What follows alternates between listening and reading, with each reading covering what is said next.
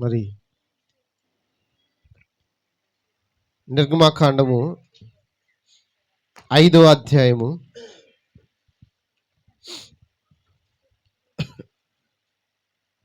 అందరూ కూడా నిర్గమాకాండము 5వ అధ్యాయము మొదటి వచనం చదువుదామండి.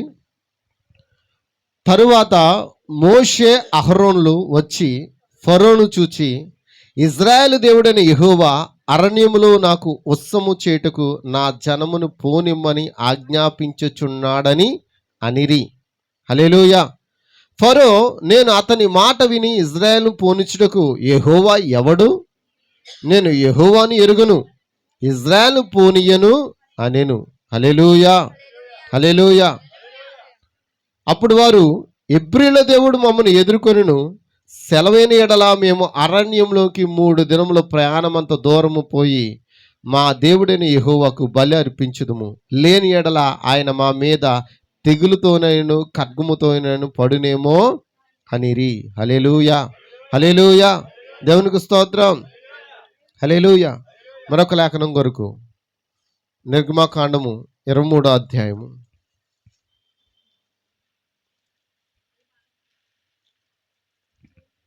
అందరూ కూడా తీయండి. 20వ వచనం. ఇదిగో త్రోవలో నిన్ను కాపాడి నేను సిద్ధపరిచిన చోటుకు నిన్ను రప్పించుటకు ఒక దూతను నీకు ముందుగా పంపుచున్నాను. ఆయన సన్నిధిని జాగ్రత్తగా ఉండి ఆయన మాట వినను. ఆయన కోపము రేపవద్దు, మీ అతిక్రమలు ఆయన పరిహరింపడు, నా నామము ఆయనకున్నది. అయితే నీవు ఆయన మాటను జాగ్రత్తగా విని నేను చెప్పినది యావత్తు చేసిన ఎడల నేను నీ శత్రువులకు శత్రువును, నీ విరోధులకు విరోధునయుందును. ఎట్లనగా నా దూత నీకు ముందుగా వెలుచు అమోరీయులను, హిత్తీయులను, పెరిజీయులను, కనానీయులు, హివ్వీయులను, యెబూసీయులను వారున్న చోటుకు నిన్ను రప్పించును, నేను వారిని సంహరించెదను. హల్లెలూయా. ఈ పరిశుద్ధ లేఖన దేవుడు దీవించును గాక. మరి చిన్న ప్రార్థన. కృపగల తండ్రి, మహిమగల రాజానికి స్తోత్రాలు. మేము ప్రాముఖ్యమైన సమయానికి వచ్చాము, అది నీ స్వరమినుటి అన్నది. దావీదుగో నాయన, ఇప్పటి వరకు నీ పరిశుద్ధమైన వాతావరణం మా మధ్య ఉంచినందుకు వందనాలు ప్రభువా. దావీదుగో పాటలు పాడి నిన్ను మహింపరిచినారు స్వామి. దావీదుగో తండ్రి, వాటికి నాయన సంగీతం వాయించి నీ కుమారులు తండ్రి నేను దేవా నీ పరిచర్లో ఒక పాత్రలకు వాడబడి ఉన్నారు. వారిని కూడా దీవించండి, వారి కుటుంబాలను కూడా జ్ఞాపకం చేసుకోండి ప్రభువా. అలాగే ఇక్కడున్న ప్రతి ఒక్క వ్యక్తిని నీ చేతికి అప్పగిస్తున్నాను. బలహీనలు బాగుపరచండి, రోగులను స్వస్థపరచండి, మీరే లేవనెత్తండి ప్రభా. ప్రతి చీకటి శక్తి పారిపోయినట్టుకు సహాయం వచ్చేయండి. ఈ యొక్క పాత సంవత్సరమును మేము కొద్ది క్షణాల్లో మేము విడిచిపెడుతుండగా మా పాత స్వభావం కూడా మేము విడిచిపెడదాం గాక, మేము నవీన స్వభావాలకు వెళుదాం గాక ప్రభా. ఓ దేవా, అటువంటి గొప్ప తీర్మానం మేము చేసుకుని ముందుకు సాగే కృపణ దయచేయమని నజరుడగు యేసుక్రీస్తు నామములో ఈ ప్రార్థన అడిగి వేడుకొంచున్నాము. ఆమేన్, ఆమేన్. దయించి అందరూ కూర్చుందామండి. హల్లెలూయా. దేవునికి స్తోత్రం.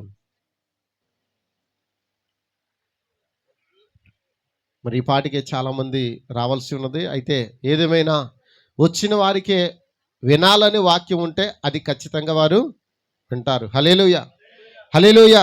ఎంతమందికి అర్థమవుతుందండి? ఈ రోజున సంవత్సరం అంతా దేవుడు ఆయన కృప ద్వారా మనం కాపాడినందుకు దేవుని సన్నిధిలో ఒక దిన గనుపుట 1000 దినాల కంటే శ్రేష్టమని చెప్పాడు. కానీ లోకంలో ఒక గంట వేస్ట్ చేస్తున్నాం, దానికి మనకి ఎటువంటి యోగ్యత అర్హత మనకి లేదు. దేవునికి స్తోత్రం.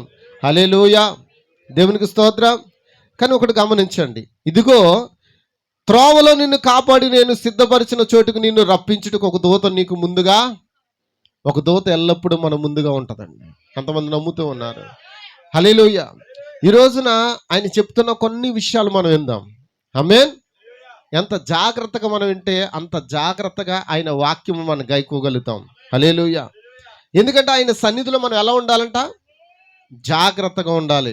ఆయన సన్నిధిలో ఎలా ఉండాలి? జాగ్రత్తగా ఉండాలి. ఆయన మాట మనం వినాలి. ఆయనకు కోపము రేపకూడదు. ఎందుకంటే మన అతిక్రమలు ఆయన పరిహరింపడు. కానీ ఆయనకి ఏ పేరు ఉన్నదంట? నా నామము ఆయనకున్నది. హల్లెలూయా. మరి ఆయనే మన యొక్క పరిశుద్ధాత్మయ్య ఉన్నాడు. హల్లెలూయా. కాబట్టి ఖచ్చితంగా ఈరోజు నువ్వు ఆయన మాటను జాగ్రత్తగా విని, నేను చెప్పింది నువ్వు యావత్తు నువ్వు చేసిన ఎడల నేను నీ శత్రువులకు శత్రువును, నీ విరోధులకు విరోధునై ఉందును. హల్లెలూయా, హల్లెలూయా. మరి ఈరోజు కొన్ని విషయాలు మనం నేర్చుకుందామండి. ఎందుకంటే మనమందరము కూడా లోకం అనే బబులో నుంచి బయటకు వచ్చాం. ఎంతమంది అర్థం చేసుకుంటున్నారు? కానీ లోకం అనే బబులోంచి వచ్చాం, కానీ లోకం మాత్రం మనలోనే ఉంది. ఆమేన్ అంటారా? ఆమేన్. నిజాలు మాట్లాడుకుందామా? నిజాలే మాట్లాడుకుందామా? ఎందుకంటే నాకు అబద్ధాలు చెప్పడం నాకు ఇష్టం ఉండదు. కానీ అబద్ధం ఆడువాడంట ఆయన వాక్యం చెబుతుంది, 10 ఆజ్ఞలో ఒక ఆజ్ఞ అబద్ధ మాడరాదు. అబద్ధం అనేది ఆయన సన్నిధికి నిన్ను చేర్చదంట. ఆ చిన్నదైనా పెద్దదైనా అది అబద్ధమే. ఆ అబద్ధము యేసుక్రీస్తు నిన్ను ఎక్కడ పెడుతుంది? అసలు నీలోంచి యేసుక్రీస్తుని బయట పెట్టే శక్తి ఎవరికి ఉందంటే అబద్ధానికి ఉందంట. అమ్మమ్మ హల్లెలూయా, గట్టిగా చప్పట్లు కొట్టండి. అప్పుడే పడుకుపోవద్దు, మనకి ఇంకా టైం ఉంది పడుకోవడానికి. హల్లెలూయా, హల్లెలూయా. మరి అసలు ఇంకా సహోదరులు రావాలి. మరి బానుగూడలు కనీసం ఒక్కరు కూడా, ఎవరు ఇద్దరు వచ్చారు బ్రదర్స్. మరి మిగతా వాళ్ళు ఎవరు ఎందుకు రాలేదు? సరే, దేవునికి స్తోత్రం. హల్లెలూయా. ఎందుకంటే దేవుని సన్నిధిలో గడపాలన్న ఆశ మనకు ఉండాలి. అటువంటి తృష్ణ కలిగి ఉన్నప్పుడు మనం ఏం చేస్తాం? ఆయనతో సహవాసం చేయడానికి మనం వస్తాం. హల్లెలూయా, దేవునికి స్తోత్రం. హల్లెలూయా, హల్లెలూయా. దేవుడు ఒక వ్యక్తిని పిలుచుకుంటే ఎలా పిలుచుకుంటాడంట? పరిపూర్ణమైన వ్యక్తిగా పిలుచుకుంటాడంట. హల్లెలూయా. గమనిస్తూ ఉన్నారా? బబులోంచి వచ్చాం మనం. ఎక్కడి నుంచి వచ్చాం? బబులోనిలోంచి వచ్చాం. కానీ బబులోని ఎక్కడుంది? కూడా తీసుకొచ్చాం. ఊరిని దాటాం, కానీ ఊరిలో ఉన్న కార్యాలు మాత్రం ఎక్కడ ఉన్నాయి? చెప్పట్లేదు. నిజాలు మాట్లాడుతుంటే ఎవరు మాట్లాడట్లేదు. హల్లెలూయా. ఊరిని దాటొచ్చాం, బబులోన్ని దాటొచ్చాం. హల్లెలూయా.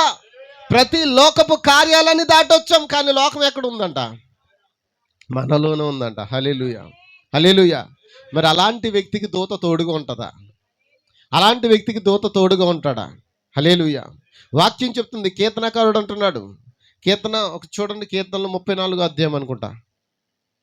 ఎవరన్నా తీయండి బైబిల్. యెహోవా యందు భయభక్తులు గలవారు చుట్టూ ఆయన దూత కావలి ఉండును. నిజమేనా? హల్లెలూయా. ఉందా? ఉందండి. 7వ వచనమా? 7వ వచనేనా? యెహోవా యందు భయభక్తులు గలవారి చుట్టూ ఆయన దూత. ఆయన దూతలు కాదు, ఆయన దూత. సింగులర్, ప్యూలర్ కాదు. ఆయన దూత. ఎవరు ఆ దూత అంటే నీ పక్షమున నిలిచివాడు ప్రభువైన యేసుక్రీస్తు మాత్రమే. హల్లెలూయా, హల్లెలూయా. ఆ దూత ఎల్లప్పుడూ నీకు తోడుగా ఉంటాడు. ఇక్కడ ఇదిగో త్రోవలో నిన్ను కాపాడి నేను సిద్ధపరిచిన చోటుకు నిన్ను రప్పించుటకు ఒక దూతను నీకు ముందుగా పంపుచున్నాను అన్నాడు.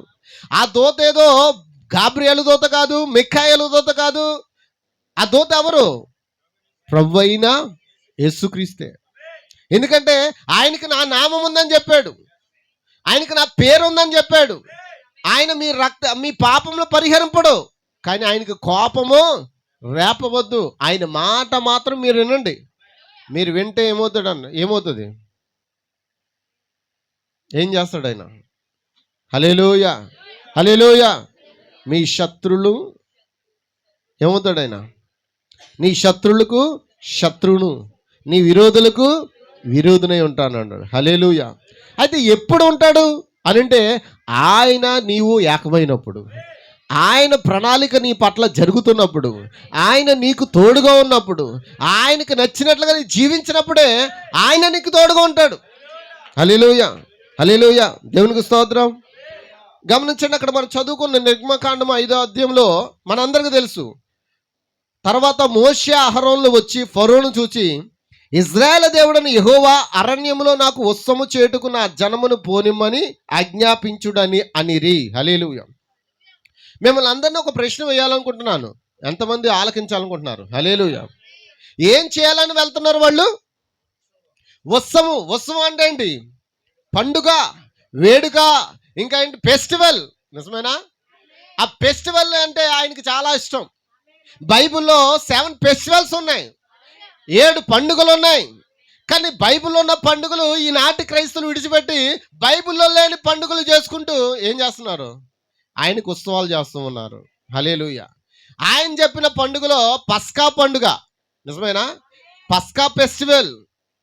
ఆ ఫెస్టివల్ ఆచరించడానికి ఇప్పుడు ఈరోజు మనం అందరం కూడి వచ్చి ఉన్నాం. హల్లెలూయా. ఇక్కడ పస్కా బలి పశువు ఉన్నదా? ఎవరు ఆయన? ఆ ప్రభువైన యేసుక్రీస్తే పస్కా బలి పశువు ఉన్నాడు. ఆయన శరీరము ఇప్పుడు ఎక్కడికి వెళ్తుందంటే మనలోనికి వస్తుంది. హల్లెలూయా. అయితే ఈ ఫెస్టివల్లో మనం అందరం ఎందుకు కూడుకున్నాం? వాచ్ నైట్ సర్వీస్ అంటారు దీన్ని. రాత్రంతా సంపూర్ణ రాత్రి ప్రార్థన. కానీ 1 గంట దేవుని సందులో ఉండడానికి బాధ వచ్చేసి అన్ని చర్చీలు 12 గంటలకు అయిపోతున్నాయి, మీరు కూడా మమ్మల్ని ఏం చేయాలా? 12 గంటలకు వదిలేయండి. మేమందరం హ్యాపీ న్యూ ఇయర్ చెప్పుకుని ఇంటికి వెళ్ళిపోయి ఏం చేస్తాం? బొబ్బు ఉంటాం. బొబ్బు ఉంటావు కానీ దూత వస్తాడు నీతో. హల్లెలూయా. ఆయన మాట వినాలంటే నువ్వేం చేయాలి? సమయాన్ని చూడకూడదు. అయినా ఆయనకు ఒక క్రమం ఉంది, మనకు కూడా ఏముంది? ఉందా లేదా? దేవునికి స్తోత్రం, దేవునికి స్తోత్రం. హల్లెలూయా. ఆయనకి ఏం జరగాలని అడుగుతున్నాడు మోషే? ఫరోకు చెప్తున్నారు, ఇదిగో ఇజ్రాయేల్ దేవుడైన యెహోవా అరణ్యంలో నాకు ఉత్సవం చేయుటకు. ఎక్కడంట? మరి దేవునికి స్థలం లేదుగా. దేవునికి ఏమి లేదండి, దేవునికి ఏమి లేదు. అమ్మ చెప్పాలి. అందరు ఎక్కడ ఉన్నారా? బబులోన్లో ఉత్సవం చేయొచ్చుగా. ఏమండి? బబులోన్లో ఉత్సవం చేయొచ్చు కదా. బబులోన్ ప్లేస్లో ఏమైనా తక్కువ ఉన్నాయా? ఐగుప్తులో ఏమైనా తక్కువ ఉన్నాయా స్థలాలు? ఐగుప్తులో ఏ ప్లేస్ కూడా ఆయనకు నచ్చలేదా? హల్లెలూయా. ఆయన ఎక్కడ కోరుకుంటున్నాడు? అమ్మ చెప్పండి, అమ్మ మాట్లాడండి రా. హల్లెలూయా. మీరు మాట్లాడితే ఆయన వెళ్ళాలనుకుంటున్నాడు. మీరు నోరు విప్పితే ఆయన సంతోషిస్తాడు. ఆయన నోరు విప్పినప్పుడు మీరు మౌనం కోరుకున్నారనుకోండి, దెయ్యం ఏం చేస్తుందంటే మీ దగ్గరికి వచ్చి నోటికి ప్లాస్టర్ వేస్తుంది. మాట్లాడుకో. దెయ్యం స్వభావం ఏంటో తెలుసండి? ఆయన మాట్లాడమన్నప్పుడేమో మాట్లాడదు, మీరు మాట్లాడకుండా చేస్తుంది. హల్లెలూయా. మాట్లాడొద్దు అన్నప్పుడు మాట్లాడేటట్లు చేస్తుంది. దాని పది అది. హల్లెలూయా. గమనించండి, చాలా జాగ్రత్తగా ఒక చిన్న లాజిక్ మీరు తెలుసుకుంటే ఆ స్టోరీ అంతా మీకు అర్థమవుతుంది. ఇది జరిగింది, ఇది రియల్. హల్లెలూయా. ఐగుప్తులో ఆరాధించడానికి ఆయనకి స్థలాలు లేవా? ఉన్నాయో లేవు చెప్పండి. ఉంటే మరి మోషేతో దేవుడు ఏమన్నాడు? గో నా ప్రజలు నువ్వు తీసుకొచ్చే, వారందరూ ఎక్కడ ఆరాధించాలి? అరణ్యంలో 3 దినాలు ప్రయాణం చేయాలి. ఎన్ని దినాలు అంటే ఐగుప్తు నుండి 3 దినాలు ప్రయాణం చేసిన తర్వాత ఆరాధన. ఐగుప్తు నుండి 3 దినాలు ప్రయాణం చేసిన తర్వాత ఆరాధన, అప్పుడే వర్షిప్. అంతమందికి అర్థమవుతుంది. హల్లెలూయా. దేవునికి స్తోత్రం. హల్లెలూయా. అయితే దేవునికి ఈజిప్ట్లో ఆరాధన చేయించుకోవడానికి ఇష్టం లేదు. ఎందుకంటే ఆ దేశం మీదకి ఆయన తన యొక్క తెగులు కుమ్మరించబోతూ ఉన్నాడు. అయితే కుమ్మరించాలంటే ముందు అక్కడ ఎవరున్నారు? అమ్మ చెప్పండి అమ్మ. మరి త్వరలో ఈ భూమి మీదకి తెగులు కుమ్మరించబోతున్నాడు. ఆయన పాత్రలో తెగుళ్ళు ఉన్నాయి. ఆ 7వ పాత్ర కుమ్మరించబడినప్పుడు ఏమవుతుందంటే భూమి మీద తెగుళ్ళు కుమ్మరించబడతాయి. ఆ తెగులకి పరిష్కారం ఎక్కడా లేదు, దానికి మందులు ఎక్కడా లేవు. ఇంకా కరోనాకి మందే కనుగోలేదు. ఇప్పుడు ఏదో మంకీ పాక్స్ అంట, ఇంకోదేదో పాక్స్ వచ్చింది, చికెన్ పాక్స్ లాగా మంకీ పాక్స్ వచ్చింది. నిజమేనా? అయితే గమనించండి, మనం ఇక్కడ ఉంటుండగా దేవుడు తన తెగుళ్ళను కుమ్మరించడు. అయితే మరి ఎందుకు వస్తున్నాయి అంటే మన అవిధేయత వల్ల, మన అవిశ్వాసం వల్ల దేవుడు వాటిని అనుమతిస్తూ ఉన్నాడు. దేవునికి స్తోత్రం, దేవునికి స్తోత్రం. హల్లెలూయా, హల్లెలూయా. ఇశ్రాయేలు ప్రజలు ఐగుప్తులో ఉన్నప్పుడు ఆ ఐగుప్తులోంచి వారిని బయటకు తీసేంత వరకు కూడా, బయటకు లాక్కొచ్చేంత వరకు కూడా, ఆ బబులోను కార్యాలలోంచి బయటకు తీసుకొచ్చేంత వరకు కూడా దేవుడు ఆ దేశం మీదకి తెగులను కుమ్మరించలేడు. మనం ఈ భూమి మీద ఉన్నంత కాలము దేవుడు ఆయన ప్రణాళికను ఏమీ చేయలేడు. ఆయనకున్న గొప్ప ప్రణాళిక ఏంటంటే నిన్ను పిలవాలని. ఎక్కడికి? ఆయన ఉండే స్థలంలోనికి, ఆయన ఉండే రాజ్యంలోనికి, ఆయన ఉండే స్థలంలోకి మనం వెళ్ళాలంటే ఇప్పుడు మనం ఏం చేయాలి? ఆయన మాట మనం వినాలా? ఎంతమంది అంటారు? మరి ఈ లోకంలో ఒక గంట మనం దేవుని కొరకు ఇస్తే ఎన్ని గంటలు ఇచ్చినట్టండి? అసలు మనం దేవునికి ఎన్ని గంటలు బాకీ పడ్డాం చెప్పండి అమ్మా? రోజుకి 24 గంటలు. రోజుకి 24 గంటలు అంటే 2 గంటల 40 నిమిషాలు నువ్వు దేవునితో గడపాలి. మరి రోజులో దేవునితో ఎన్ని గంటలు నువ్వు గడుపుతున్నావు? కనీసం ఒక పావు గంటనే దేవునికి సమయాన్ని ఇస్తున్నావా? కనీసం ఒక అర్ధ గంట అయినా దేవునితో నువ్వు గడుపుతున్నావా? హల్లెలూయా. అందుకే దేవుడు ఫుల్ డే ఇచ్చాడు. ఫుల్ డే అంటే ఏంటి? విశ్రాంతి దినం. కానీ అదే విశ్రాంతి దినాన్ని మనం ఎక్కడ పోతాం? పని ఉంటే పనికి పోతాం. హల్లెలూయా. ఎక్కడేముంటే అక్కడ పోతాం. కానీ ఆయన సన్నిధిలో మనం గడపడానికి ఇష్టపడం. కానీ నువ్వు గడపడానికి ఇష్టపడ్డావా? నిన్ను పోషించేవాడు నమ్మదగిన వాడు. దాన్ని కానీ నువ్వు మింగేసావా? దేన్ని? విశ్రాంతి దినాన్ని కూడా నువ్వు మింగేసావా? నువ్వు కష్టపడింది అంతా ఒకటి ఏమవుతుంది? ఏమండి చెప్పండి, ఏమవుతుంది? దానికి కూడా రెక్కలు వస్తాయి. హల్లెలూయా. గమనించండి, ఆయన సన్నిధిలో మనం ఎలా ఉండాలి? చాలా జాగ్రత్తగా వెతకాలి, ఉండాలి. హల్లెలూయా. దేవుడంట అరణ్యంలో నాకు ఉత్సవం చేయుటకు నా జనమును పోనిమ్మని అడిగినప్పుడు చెప్పండి, ఇప్పుడు దేవుడు అప్పుడు ఎక్కడున్నాడు అమ్మా? సింపుల్గా చెప్తున్నాను, దేవుడు ఎక్కడున్నప్పుడు ఆయన పైన ఉన్న దేవుడు. హల్లెలూయా. గట్టిగా చప్పట్లు కొడతారా? హల్లెలూయా. దేవునికి స్తోత్రం. ఒకవేళ ఎవరికైనా నిద్ర వస్తే లేచి నిలబడి వాక్యం వినండి, తప్పేం లేదు. ఆమేన్. లేచి నిలబడి ఆమేన్ చెప్పండి. అప్పుడు ఇంకా చాలా చక్కగా వాక్యాన్ని మనం వినగలుగుతాం. హల్లెలూయా. కూర్చొని ఉండొద్దు. కూర్చొని ఉంటే ఏమవుతుందంటే ఇంకా మీకు ఆ బలహీనత ఎక్కువైపోద్ది. దేవునికి స్తోత్రం. హల్లెలూయా. ఇదిగో త్రోవలో నిన్ను కాపాడి నేను సిద్ధపరిచిన చోటుకు నిన్ను రప్పించుటకు ఒక దూత నీకు ముందుగా పంపుచున్నా అని చెప్పాడు. హల్లెలూయా. ఇప్పుడే మోషేతో ఏమంటున్నాడు? మోషే, నా ప్రజలు నన్ను ఆరాధించాలి. అయితే నువ్వు ఐగుప్తులో ఆరాధిస్తే కుదరదు. ఐగుప్తులో ఉండి ఆరాధిస్తే నేను వారి ఆరాధన స్వీకరించను అంటే ఇప్పుడు ఐగుప్తు అంటే మీకు అర్థమైపోవాలి. ఏంటి ఐగుప్తు? ఏమండి ఐగుప్తు అంటే ఏంటి? లోకం. ఐగుప్తు అంటే ఏంటి? శాఖ.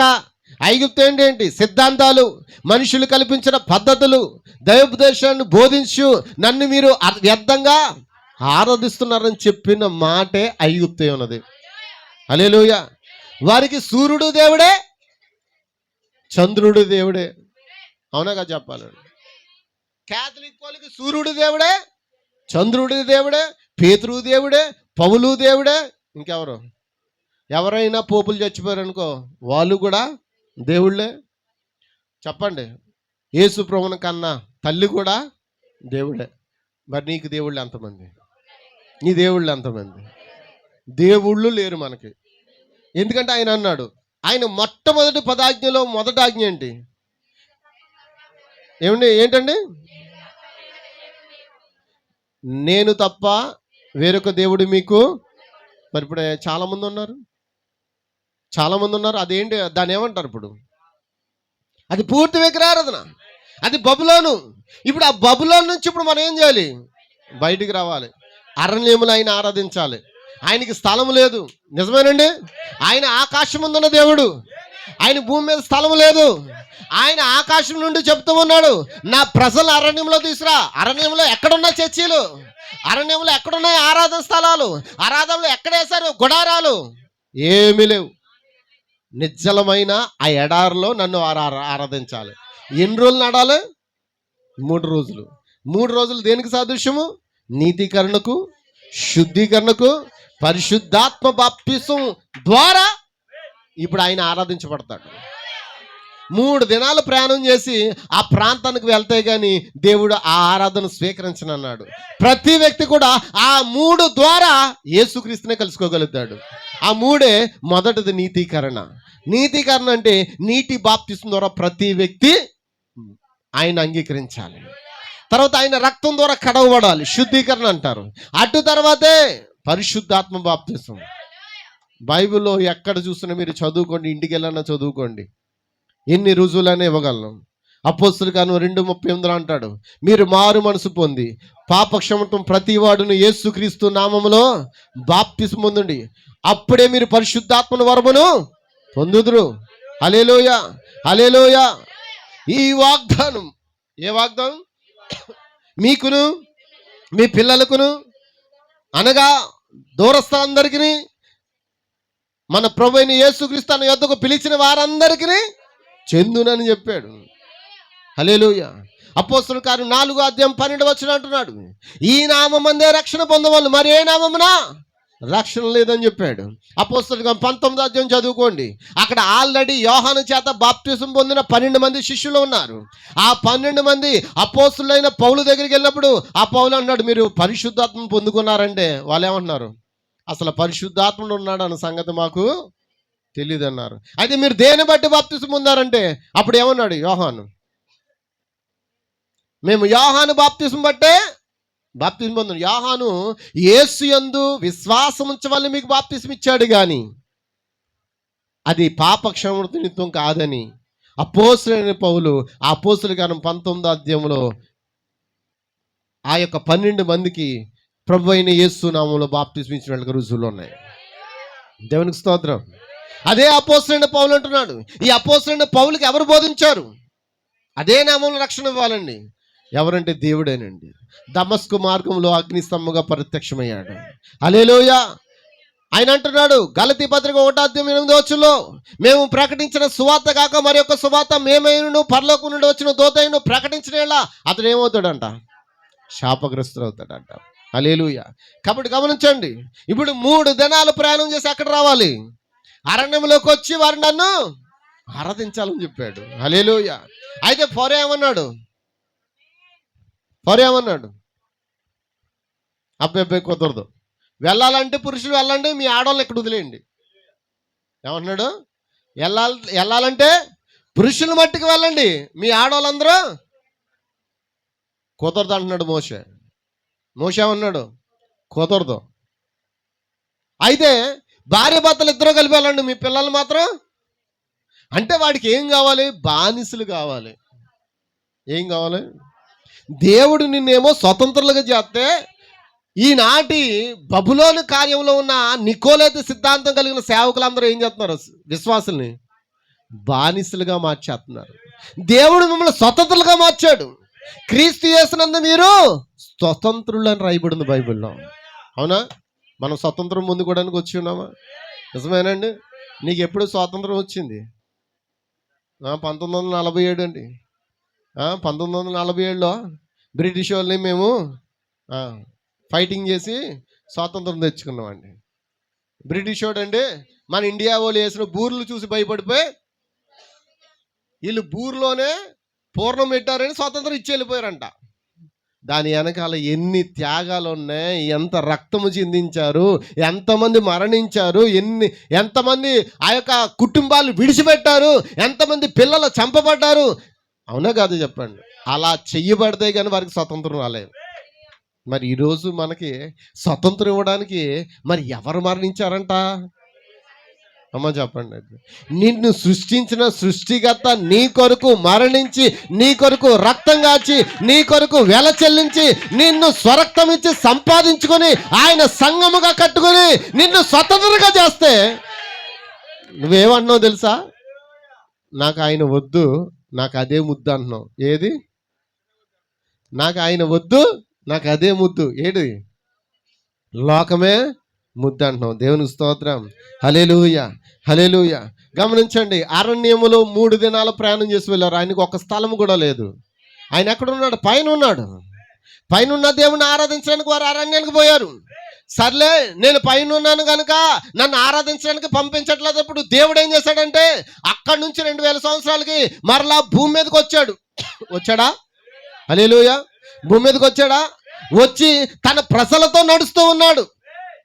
ఇప్పుడైనా నన్ను ఆరాధిస్తారేమని చూస్తూ ఉన్నాడు. అబ్బే అప్పుడు కూడా ఏమంటున్నారు? యెరూషలేము దేవాలయంలో ఆయనకి స్థలం లేదంట. ఉందా? ఏమన్నా ఉందా? యెరూషలేము దేవానికి ఆయనకి ఎలా వెళ్ళాడు? గుర్రం ఎక్కి వెళ్ళాడా? తెల్లని గుర్రం ఎక్కి వెళ్ళాడా? బైబిల్ చెప్తుంది తెల్లని గాడిద ఎక్కి వెళ్ళాడంట. వాళ్ళ అంచనాలకి ఆయన ఎలా వెళ్ళాడు? వారి అంచనాలకి వ్యతిరేకంగా వెళ్ళాడు. కానీ ఆయన వాక్యం నెరవేర్చడానికి వెళ్ళాడు. నీ రాజు గాడిద పిల్లెక్కి ఎక్కడికి వస్తాడు? యెరూషలేముకి వస్తాడని రాయబడి ఉంది. నిజమేనా? ఆయన వాక్యం నెరవేరుస్తూ వెళ్ళాడు. కానీ వారు అంచనాలలో ఏంటంటే మన దేవుడు తెల్లని గుర్రం ఎక్కి వస్తాడు. దేవునికి స్తోత్రం. ఎలా వస్తాడండి? అవునా? ఏమి ఎక్కి వస్తాడు? ఎందుకో తెలుసా? నా దేవుడు ఏలియాని అగ్ని రథాల మీద తీసుకుపోయాడు. ఒకవేళ పైనుండి ఒకవేళ ఆయన రావాలంటే మళ్ళీ అగ్ని రథాల మీద దిగ రావాలి, లేదా తెల్లని గుర్రం ఎక్కువ వస్తాడు. అలా వస్తేనే నేను నమ్ముతాను. అందుకే ఇప్పుడు అందరూ ముస్లిమ్స్ వాళ్ళందరూ ఏం చేస్తున్నారు? తెల్లని గుర్రం పెట్టి ఏం చేస్తున్నారు? దాన్ని పువ్వులు పెట్టి ఎప్పుడు వస్తాడా కూర్చుంటాడా, ఎప్పుడు వస్తాడా కూర్చుంటాడని చెప్తున్నారు. ముస్లిమ్స్ వాళ్ళకి ఈ సంగతి ఎలా తెలుసు? కారణం ఏంటంటే వాళ్ళ ప్రవక్త చెప్పాడంట. వాళ్ళ ప్రవక్తకి ఎలా తెలుసు? బైబిల్ చెప్తుంది. హల్లెలూయా. ఎంతమందికి అర్థమవుతుంది? వాళ్ళెవరు? మనందరం అనుకుంటాం అబ్రాహాము సంతానమే, కానీ వాళ్ళు చెప్పుకుంటున్నారు మేము అబ్రాహాము సంతానం అని. కానీ దేవుడు ఏమన్నాడు? అబ్రామా, నీకు వాగ్దానం చెప్పిన పుత్రుడే నీ సంతానం. అలా అన్నదు ప్రభువా, వారిని కూడా విడిచిపెట్టదు ప్రభువా అంటే, సరే నిన్ను బట్టి ఆ ఇష్మాయేలును కూడా నేను దీవిస్తున్నానని చెప్పాడు. ఆ ఒక్క మాట అండి వాళ్ళని రాజుని చేసేసిందండి. ఇప్పుడు ఆ ఒక్క మాట అండి వారు ఉన్న స్థితిలో పెట్టిందండి. హల్లెలూయా. కానీ వారికి అన్ని స్థితులు అంత అంత ఏంటంటే భవంతులు అంత ఆస్తి ఉన్నా వాళ్ళకి ఆ రాజ్యంలో ఏం లేదు. ఇక్కడ బాగా అనుభవించేస్తున్నారు కదా, రాజభోగాలన్నీ అనుభవించేస్తున్నారు కదా. తినలేనంత తిండి, ధరించలేనంత బట్ట, కట్టుగా ఏంటది వేసుకోలేనంత బంగారం. నిజమేనండి? దేవుడు ఒక్క మాట ద్వారా అలా దీవించాడు. కానీ అదే మాట నీకిస్తే చెప్పండి, ఈరోజు ఎంతమంది అడుగుతారండి, నాకు ఒక్క మాట సెలవు ప్రభువా, నన్ను ఒక్కసారి జ్ఞాపం చేసుకోమని ఎంతమంది అడుగుతారండి? అబ్రాహాముకి ఇవ్వబడ్డ వాగ్దానం గురించి నువ్వు ఆలోచన చేసావు అనుకో, ఆ ఆలోచన ప్రకారం నువ్వు కూడా ప్రార్థిస్తావు. అప్పుడు ఏం చేయవు? నువ్వు ఏ విషయంలో కూడా దేవుని నిర్లక్ష్యం చేయవు. ఎంతమందికి అర్థమవుతుంది? హల్లెలూయా. ఇస్మాయిల్లా అనుకుంటాం, కానీ ఇస్మాయిల్కు ఉన్న భక్తి మనకు లేదు. అవునా కదా? చెప్పండి అండి. హల్లెలూయా. హల్లెలూయా. మనకి ఏమీ లేదు, కానీ ఏమీ లేకపోయినా ఆయన ఉన్నాడు. హల్లెలూయా. ఓ నిత్యంగా యేసంట పైనున్న దేవుడు ఇప్పుడు కిందకు వచ్చి వారితో నడుస్తున్నాడంట. నడుస్తుంటే ఈయన వడ్లవాడు కుమారుడు కాదా? వీళ్ళ అమ్మ మాతో ఆడుకోలేదా? వీళ్ళ అక్క చెల్లెలు మాకు తెలియదా? వీళ్ళ సహోదరులు మాకు తెలియదా? ఆయనకి ఏం అంట కడుతున్నారు? సంబంధాలు అంట కడుతున్నారు. అయితే ఆయన అంటున్నాడు, నా తండ్రి చిత్త ప్రకారం నేను జీవించడానికి భూమి మీదకి వచ్చాను, నా తండ్రి చిత్తాన్ని నెరవేర్చడానికి భూమి మీదకి వచ్చానని చెప్పాడు. దేవునికి స్తోత్రం. హల్లెలూయా. హల్లెలూయా. ఓ మహిమ మహిమ. ఎంతమంది ఆమేన్ అంటారండి? హల్లెలూయా. దేవునికి స్తోత్రం. మరి పక్క నుండి నడుస్తున్నా సరే ఎవరు గుర్తించలేరు. కానీ ఆయన ఎవరి దగ్గరికి పోయాడు తెలుసా? ఈ చదువుకున్న వాళ్ళకి కళ్ళకి గుడ్డితనం వచ్చింది కాబట్టి నేను చదువుకున్న వాళ్ళ దగ్గరికి వెళ్తే పని అవుదని ఆయనకు తెలుసు. అందుకే అక్కడ పోయాడు, చేపల వాళ్ళ దగ్గరికి వెళ్ళిపోయాడు. ఎవరి దగ్గరికి వెళ్ళిపోయాడండి? చేపల వాళ్ళ దగ్గరికి వెళ్ళిపోయాడు. చేపల వాళ్ళ దగ్గరికి వెళ్ళి మొట్టమొదటిగా సువార్త ప్రకటిస్తున్నాడంట. ప్రకటిస్తుంటే, ఎంతకాలం ఏట ఆడతారు మీరు, వచ్చేయండి మీరు మనుషులు బట్టే చాలా చేస్తారు అన్నాడు. అబ్బాబ్బాయి మాకు వలలు ఉన్నాయి, నాకు నా ఉంది. పేతురు గారు ఎవరో తెలుసు, ఒక ఓనర్ అండి, ఒక ధోనికి ఓనరు. అతను ఉన్నవాడేనా? అతను ఉన్నవాడేనండి. అతనికి పెళ్ళి అయింది, అతనికి భార్య ఉంది, పిల్లలు ఉన్నారు. అయితే పేతురు, సిమోను నువ్వు వచ్చేయ్, నిన్ను మనుషులు బట్టే జాలరుగా చేస్తాను అని అంటే పేతురు ఏం చేశాడు? ప్రభువా నాకు వలలు ఉన్నాయి పాడైపోతాయి అన్నాడా? నాకు దోణి ఉంది పాడైపోద్ది అన్నాడా? ఏం చేశాడు? వదిలేశాడా? వదిలేసి అక్కడే ఆయన పట్టుకుని వెళ్ళిపోయాడంట. మరి భార్యకి చెప్పలేదా, ప్రభువా నేను ఇంటికి వెళ్ళి చెప్పొస్తాను, నా పిల్లలకి చెప్పొస్తాను అన్నాడా? అనలేదండి. దేవునికి స్తోత్రం. అందుకే ఆయన అన్నాడు, నా ఆ మాట గుర్తించుకున్నాడు కాబట్టి యేసుప్రభువు అన్నాడు, నా సువార్త నిమిత్తం నీ యొక్క తల్లినైనను తండ్రినైనను నీ పిల్లలైన నీ అన్నదమ్ములు విడిచిన ఎడలా చెప్పుతున్నాను, మరీ నిత్యంగా చెప్తున్నాను, వారిని నిత్యంగా నువ్వు పొందుకుంటావని చెప్పాడు. దేవునికి స్తోత్రం. హల్లెలూయా. కానీ ఇప్పుడు మనం ఆయన కోసం ఏమైనా త్యాగం చేయగలుగుతామా? అస్సలే అబ్బే కుదరదు. హల్లెలూయా. సమయాన్నే త్యాగం చేయలేకపోతున్నాం, ధనాన్నే త్యాగం చేయలేకపోతున్నాం, నిజమేనా? మరి ఇంకేం త్యాగం చేస్తాం ఆయనకి? దేవునికి స్తోత్రం. హల్లెలూయా. ఇప్పుడు అదే దేవుడు ఇప్పుడు పక్క నుండి నడిచినా ఆయన ఆరాధించలేకపోతున్నారు, ఆయన స్తుతించలేకపోతున్నారు. ఆయనకి స్థలము కూడా లేదు. నిజమేనా? మనిషి కుమారుడు తలబచ్చడానికి ఏం లేదు. ఆకాశ పక్షులకి నిజమేనా? నక్కలకి మరి మనిషి కుమారుడు తలవార్చడానికి చిన్న చోటు కూడా లేదంట. హల్లెలూయా. ఇంకా దేవుడు అనుకున్నాడంట, నాకు ఇక్కడ ఎలాగూ స్థలం లేదు, నేను చచ్చిపోయిన తర్వాత కూడా నాకు స్థలము లేదు. నిజమేనండి? ఆ స్థలం ఎవరిదండి? ఆయన కొనుక్కున్నాడా? అమ్మా చెప్పండి, అమ్మా చెప్పండి. అరువు సమాధిలో ఉన్నాడు ఆయన. అంతేనా?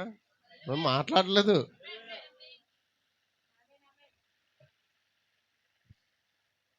అరువు సమాధిలో ఉన్నాడు. ఆయనకి భూమి మీద చనిపోయినప్పుడు కూడా స్థలం లేదు. ఏమన్నా కొనుక్కున్నాడండి? ఏమన్నా ఒక 50 ఎకరాలు, ఒక 100 ఎకరాలు. ఇప్పుడు ఏంటండి పాస్టర్ల పని? ఎకరాలు కొనుక్కోవడం, సంపాదించుకోవడమే. నేను తప్పు అంటలే, దేవుడు ఇస్తే తీసుకోవచ్చు, కాదంటలే. కానీ నీ సంపాదన దేని కొరకంటే దేవుని పరిచర్యకే ఉండాలంటున్నాను. హల్లెలూయా. సంఘం అభివృద్ధి అంటే సంఖ్యతో కాదండి, సంఖ్యతో సంబంధం అభివృద్ధి అవ్వదు. సంఘం ఎప్పుడు అభివృద్ధి అవుతుందంటే ఆ వాక్యాన్ని గైకుని వాక్య ప్రకారం జీవించినప్పుడు అది అభివృద్ధిలోకి వచ్చినట్టు. ఏమండి?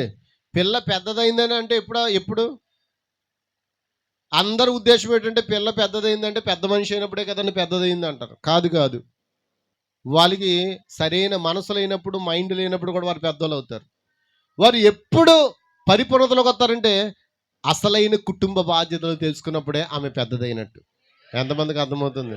దేవునికి స్తోత్రం, దేవునికి స్తోత్రం. హల్లెలూయా, హల్లెలూయా. కాబట్టి ఈరోజు మనం దేవుని కొరకు ఏ విధంగా జీవిస్తూ ఉన్నాం? ఆయన భూమి మీదకి వచ్చినప్పుడు కూడా ఆయనకి స్థలం లేదు. ఇప్పుడు ఏమనుకున్నాడంటే నేను వెళ్ళిపోతానైతే అని వెళ్ళిపోయాడు. ఆయన వెళ్ళిపోయి ఏం చేశాడు తెలుసా? 50 రోజులు మళ్ళీ దిగొచ్చాడంట. ఎక్కడికి?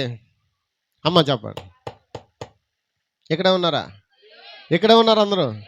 దేవునికి స్తోత్రం, హల్లెలూయా. ఆయన 50వ రోజు దిగొచ్చాడు. 50 రోజు దిగొచ్చాడా? మరి 50 రోజు దిగొచ్చినప్పుడు మరి ఆయన ఎక్కడికి వచ్చాడు? 50 రోజున మేడగదిలోకి వచ్చాడా? మేడగదిలో కూర్చుని కుర్చేసుకుని కూర్చున్నాడా? మరి ఎక్కడికి వచ్చాడు? తలుపులు దోసుకుని వచ్చాడా? ఎక్కడికి వచ్చాడు? చెప్పండి. మరి మేడగదిలోకి వచ్చి తలుపు తాడుతున్నాడా? మరి ఏం చేస్తాడు? దేవునికి స్తోత్రం, హల్లెలూయా, హల్లెలూయా. చెప్పాలమ్మా, అమ్మా చెప్పండి. ఏమండి, నా మాటలు అర్థమవుతున్నాయా? నేను తెలుగే కదా మాట్లాడుతున్నాను. ఆయన ఇజ్రాయేల్ కాలంలో మోషే దినాల్లో పైన ఉన్నాడు. పేతురు కాలంలో ఎక్కడికి వచ్చాడు? కిందకు వచ్చాడు. నాకు కింద కూడా స్థలం లేదు, పైన నేను ఉండలేక వచ్చేసాను. వచ్చిన వీళ్ళు ఈ ప్రజల్ని పంపట్లేదు. ఇప్పుడు కూడా వచ్చేసాడా? నడుస్తూ ఉన్నాడు. అయినా సరే మనుషులు ఎవరో గుర్తించలేదు. అయితే నేను వెళ్ళిపోతాను అనుకున్నాడు, వెళ్ళిపోయాడు. ఇప్పుడు ఎక్కడికి వచ్చాడు? ఇప్పుడు మేడగదిలోకి వచ్చాడు కదండి. అమ్మ మాట్లాడలేదు. బ్రదర్ చెప్పండి, ఇర్మియా బ్రదర్ ఎక్కడికి వచ్చారు? ఎక్కడికండి? మేడగదిలోకే వచ్చాడు. నాకైతే నాలోకి వచ్చాడు. హల్లెలూయా. మేడగదిలోకి వచ్చి రావడం వల్ల ఉపయోగం ఉంది. ఆ మేడగదిలో ఉన్న 120 మంది లోపలికి వచ్చుట ఉపయోగం. ఇప్పుడు దేవుడు ఎక్కడున్నాడు? పైన లేడు, మనతో లేడు. ఎక్కడ ఉన్నాడు? అందుకే నీ దేహము దేవుని. నిజమేనా? హల్లెలూయా. ఇప్పుడు ఎక్కడైతే 2-3 ఆయన నామను కూడి ఉంటారో వారి మధ్యన ఉంటా అన్నాడు. ఆయన అరణ్యంలో ఆరాధించబడడానికి ఇష్టపడ్డాడు, కానీ ఐగుప్తులో ఆరాధించబడడానికి ఇష్టపడలే. ఎంతమందికి అర్థమవుతుంది? ఐగుప్తు కార్యాల్లో, ఐగుప్తు ఆ యొక్క సంస్థల్లో ఆయన ఆరాధించబడడానికి ఇష్టపడలేదు. ఎక్కడికి వచ్చేసాడు? నన్ను అరణ్యంలో ఆరాధించమని చెప్పాడు. అరణ్యంలో మందిరాలు లేవు. అరణ్యంలో అప్పటికి మందిరాలు కట్టబడలేదు, గుడారాలు కూడా లేవు. వారు అరణ్యంలోకి వచ్చిన తర్వాత అరణ్యంలో ఏం చేశారు? ఆయన ఆరాధించారా లేదా? దేవునికి స్తోత్రం, దేవునికి స్తోత్రం, హల్లెలూయా. మరి నేను ఇప్పుడు వాక్యంలోకి వెళ్తున్నాను. ఒక అంటే మీకు అర్థమవడం చెప్తున్నాను. ఇప్పుడు ఆయన ఎక్కడున్నాడు? ఇప్పుడు ఆ మేడ గదిలోకి వచ్చి ఏం చేశాడు ఆయన? అపోస్తుల్లోకి వెళ్ళాడు. అపోస్తులు ఏం చేశారు? వారిలోకి వచ్చిన ఆ మంటని ఒక్కొక్కరికి అంటుతున్నాడు. నిజమేనా? ఏమంటే పవర్ రావాలని ఇప్పుడు ఏం చేయాలి? అమ్మా చెప్పండి అమ్మ. ఇందాక నుండి ఇది ఈటెక్కిపోయింది. కారణం అందరూ మండుతున్నారు. ఇప్పుడు ఏమైంది? కారణం కూలింగ్ చేసేసాం కదా, అవునా కదా? మేడ గదులంట ఆ 120 మంది మీదకి ఏమొచ్చిందంట? పరిశుద్ధాత్మ అగ్ని నాలుక వలె దిగొచ్చిందంట. ఒక్కొక్కరి మీద వాళ్ళగా ఆ ఒక్కొక్కరు మరొక్కరు లాగారంట. ఇంచుమించు ఆ మంట 3000 మంది లోపలికి వెళ్ళిందంట. ఎంతమంది లోపలికి? ఆ రోజున 3000 మంది యేసుక్రీస్తు నామములో బాప్తిసం పొందారంట.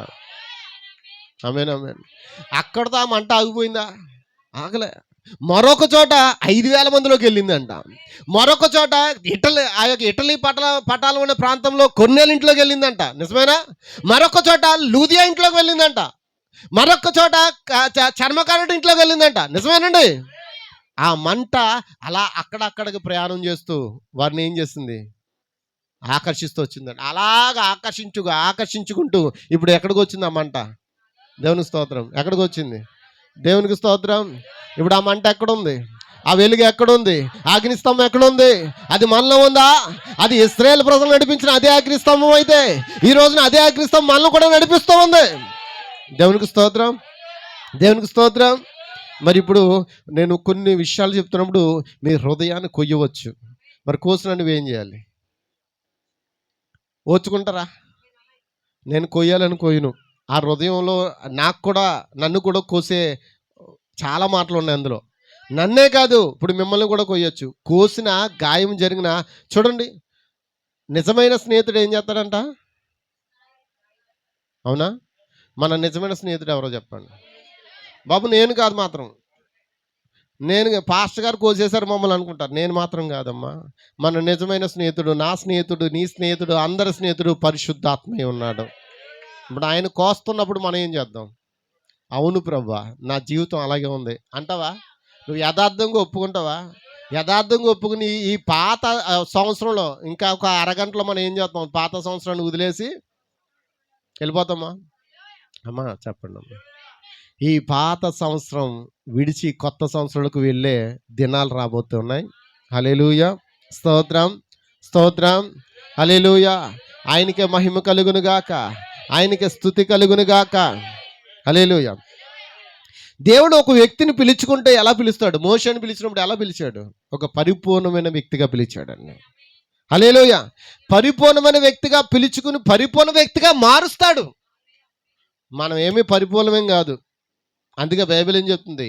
మీ దేవుడు పరిపూర్ణుడు కాక మీరు కూడా పరిపూర్ణ అవ్వండి అని ఉందా? దేవునికి స్తోత్రం. మాట్లాడలేదు ఎవరు? ఆయన పరిపూర్ణుడు, మనం పరిపూర్ణం కాదు. మనం పరిపూర్ణతలోకి వెళ్ళాలంటే ఏం చేయాలి? ఆయన మాట మనం వినాలి. దేవునికి స్తోత్రం. దేవుని నామముకి మహిమ కలుగును గాక. హల్లెలూయా. చూడండి,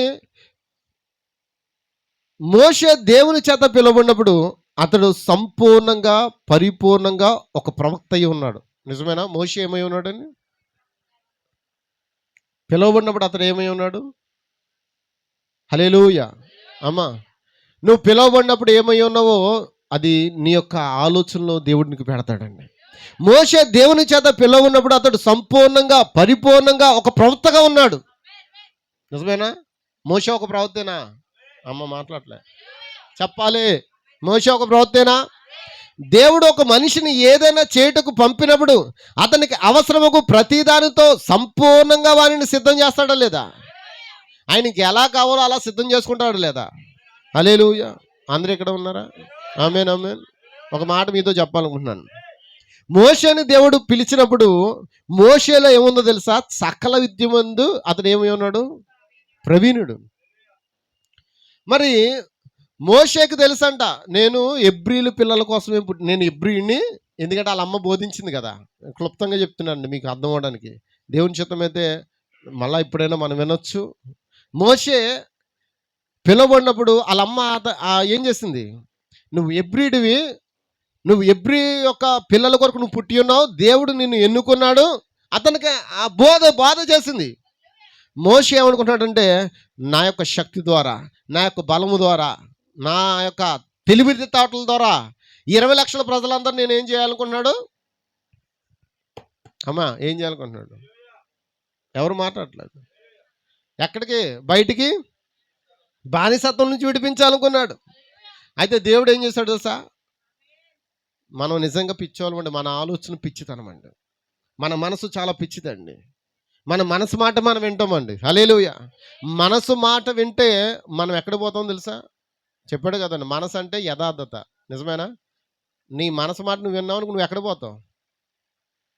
కొంతమంది ఉంటారు ఏమంటారు, నా మాట నేనే. ఇంకా అలాంటి వాళ్ళు ఎవరేం చెప్పినా ఏమంటారు, నా మాట నేనే. అంటే వాళ్ళు మనసు మాట వినరు, ఎవరు చెప్పినా. కొంతమంది మాత్రం మనసు మాట వింటూనే ఉంటారు. మీ మనసు ఏం చేస్తా అదే చెప్తారు. కాదండి, నిన్ను ఏలుబడి చేయవలసింది పరిశుద్ధాత్మ. హల్లెలూయా. దేవునికి స్తోత్రం. మోషే అతను తన సకల విద్యలందు ప్రవీణుడు కనుక అతను అనుకున్నాడంట, నా బలము చేత నేను విడుదల చేస్తానని. అయితే దేవుడు ఏం చేశాడు? చిన్న చిక్కెట్టాడంట. ఏంటి? నీ బలం ద్వారా విడిపిస్తావా? నీ బలం ఏంటో చూపిస్తాను పదు అని అక్కడ చిన్న తెలుసు కదా మనందరికీ, ఐగుప్తుడికి ఇబ్రీడికి గొడవ జరిగినప్పుడు ఇద్దరు ఐగుప్తుడు ఏం చేశాడు? ఇబ్రీడిని కొట్టినప్పుడు మోషే ఏం చేశాడు? ఏమంటే మోషే ఏం చేశాడు? హల్లెలూయా. నా సహోదరునే కొడతావు నువ్వు అని ఏం చేశాడు? ఎంత అంట? ఎన్ని దెబ్బలేసాడు? ఒక్క గుద్దుకే పట్ట. హల్లెలూయా. అయితే ఇంకా అతడు చచ్చిపోయిన తర్వాత అతను తీసుకుపోయి భూస్థాపితం చేస్తుంటే అందరూ కూడా చూశారు. ఇంకా తర్వాత వాళ్ళిద్దరు ఆ సహోదరుల మధ్య గొడవ వచ్చినప్పుడు ఇతను ఏమన్నాడు? మీరు కొట్టుకోవద్దు అని అంటే, నువ్వెవరో తీర్పరవే, ఏ ఐగుప్తుని చంపేసినట్లు మమ్మల్ని కూడా చంపేస్తావా అన్నప్పుడు అతను ఏం చేశాడు? భయపడి, అమ్మా చెప్పండి, షార్ట్ కట్లో చెప్తున్నా మీకు అర్థం అవడానికి, భయపడి పారిపోయాడు అరణ్యములకి. నిజమేనా? ఎక్కడ పోయాడు? మిద్యాను అరణ్యంలోకి పోయాడు అంటాడు. హల్లెలూయా. నిజమేనా? ఆ మిద్యాను అరణ్యంలో మోషేకు దేవుడు సంబంధం చూశాడంట. ఎక్కడ చూశాడు? అమ్మ ఏమో అర్థం కావట్లేదా? ఐగుప్తులు అందగతులు ఉన్నారు, మోషే మీద పడి నాకేస్తున్నారంట, నన్ను చేసుకో అని. ఈ మోషే మాత్రం ఎవరికే మాట ఇవ్వట్లేదు. మాట ఇస్తే మళ్ళీ కథ మళ్ళీ మారిపోద్దని. అప్పుడు దేవుడు ఏం చేశాడు? కొంతమందికి మాట వినకపోతే ముక్కుకి తాడేస్తారు కదా, తెలుసండి? మాట వినకపోతే ముక్కుకి తాడేయాలంట. మోషే మాట వినలేదు కనుక ఇప్పుడు అక్కడ ఏం చేశాడని తన సొంత బలాన్ని ఉపయోగించాడు కాబట్టి ఏమయ్యాడు? వ్యక్తి చనిపోయాడు. ఇప్పుడు మిద్యానారాయణ పోయాడు. దేవుడు అతనికి ఏం చేశాడు? సంబంధం. ఎంత అందగత్తే సిప్పోరు, ఎంత అందగత్తే చెప్పండి అమ్మా. చెప్పండి అమ్మా. సిప్పోరు ఎంత అందగత్తే. సిప్పోరా అంటే దాని అర్థము పక్షి. పక్షి అంటే ఎవరు? సిప్పోరా అంటే ఏంటి? పక్షి. పక్షి అనేది ఎలా ఉంటుంది? నల్లని పక్షి. ఆమె ఎవరంటే నిగ్రోస్తి, అంటే మిద్యానురాలు. ఆ నల్లని స్త్రీని చేసుకుని ఇప్పుడు అతను ఏం చేశాడు? అక్కడే గొర్రెలను కాసుకుంటున్నాడు. ఏం చదువుకున్నాడండి? ఏం చదువుకున్నాడు? దేవునికి స్తోత్రం. హల్లెలూయా. హల్లెలూయా. దేవునికి స్తోత్రం. హల్లెలూయా. అందరూ మీరు ఆమెను చెప్తే ముందుకెళ్దాం. మీ అందరికీ అర్థమవుతుందా పాయింట్లు? నల్లని స్క్రీన్ చేసుకుని ఇప్పుడు ఏం చేస్తున్నాడు? గొర్రెలు కాసుకున్నాడు. ఏం చదువుకున్నాడు? ఇంజనీరింగ్ అండి. పెద్ద పెద్ద బిల్డింగ్లు కట్టేవాడు. అతడు వైద్యుడు అండి. మోషే వైద్యుడు అని ప్రవక్త చెప్తున్నాడు వర్తమానంలో. హల్లెలూయా. అతనికి అన్ని విద్యలు ఉన్నాయండి. ఉన్నాయి లేవా? పిరమిడ్లు కట్టగలడు. మొత్తం అన్ని విద్యలు అంటే కరాటే వచ్చు, కునుఫు వచ్చు, బాక్సింగ్ వచ్చు. ఒక గుద్దుతోనే చచ్చిపోయాడు అంటే ఇంకేంటి? నిజమేనా? దేవునికి స్తోత్రం. దేవునికి స్తోత్రం. ఇప్పుడు మోషేను 40 సంవత్సరాల వయసులో మిద్యానారాయణ పంపితే 40 సంవత్సరాల వయసులో సిప్పోరాను పెళ్లి చేసుకున్నాడు. అవునా కదా? సిప్పురాను పెళ్లి చేసుకుని అక్కడ 40 సంవత్సరాలు ఉన్నాడంట. ఈ 40 సంవత్సరాలు అతను ఏం చేశాడు? ఎలా మార్చేశాడు? ఇంజనీరింగ్ కాస్త ఏమైపోయింది? అమ్మ చెప్పండి. మా పిల్లలు డిగ్రీలు, ఎంబీఏలు, డిగ్రీలు, బీటెక్లు చదివేస్తున్నారు. ఇంకా వాళ్ళు మొత్తం కాలు మీద కాలేసుకుని కూర్చోాలనుకుంటాం. దేవుడు ప్రణాళిక ఎలా ఉంటుందో మనకి తెలియదండి. హల్లెలూయా. మోషేను పిలుచుకున్న దేవుడు మోషేనంట అరణ్యంలో ఆ గొర్రెలు కాసుకునే వాళ్ళుగా చేశాడంట. అతని జ్ఞానమంతా ఊడ్చేశాడంట. అతని తెలివిని ఊడ్చేశాడంట. మొత్తం అతను ఎలా అయిపోయాడంటే ఖాళీ అయిపోయాడు. ఏమైపోయాడు? ఇంకా అతని బలం కూడా ఒక గుద్దితే పడిపోడు, ఈయన గుద్దితే పడిపోయేలా అయిపోయాడు. ఎంతమందికి అర్థమవుతుంది? దేవుడు మన బలం మీద ఆధారపడ్డండి, ఆయన బలం మీద ఆయన ఆధారపడతాడు. దేవుడు మన తెలివితేటల మీద ఆధారపడ్డు, ఆయనకు ఒక తెలివి ఉన్నది.